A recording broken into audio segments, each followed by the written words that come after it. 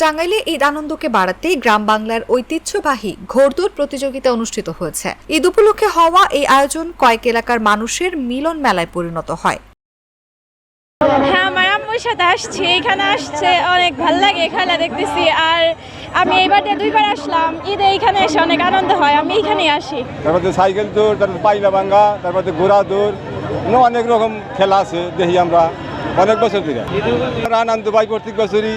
আমাদের গ্রামের মুরব্বী, ছোট ছোট ছেলে মেয়েরা আমরা সবাই দেখতে আসি।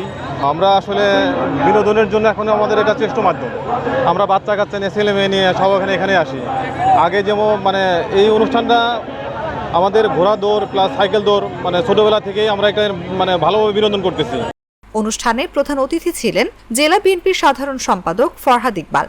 ঘোড়দৌড় প্রতিযোগিতার পাশাপাশি এখানে বিভিন্ন দৌড় প্রতিযোগিতা, আমাদের মা বোনদের বালিশ খেলা এবং নানা ধরনের যে বিনোদন, এটা গ্রাম বাংলার যে ঐতিহ্য, এটাকে এই এলাকার যুব সমাজ এবং ছাত্র সমাজ দীর্ঘদিন যাবৎ এটাকে ধরে রেখেছে।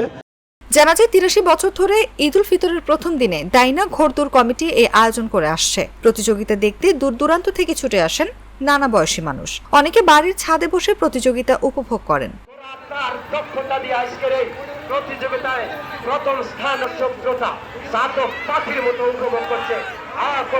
এই মাত্র 7 চক্র চলছে, 7 চক্র এই মাত্র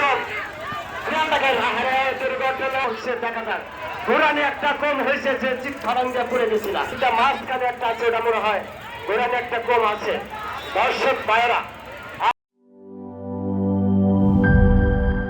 বান্ডেল থাকলে প্রতি সেনমানিতে টাকা বাঁচবে। বিকাশ সেনমানি বান্ডেল কিনে জিতুন প্রতি লেনদেনে।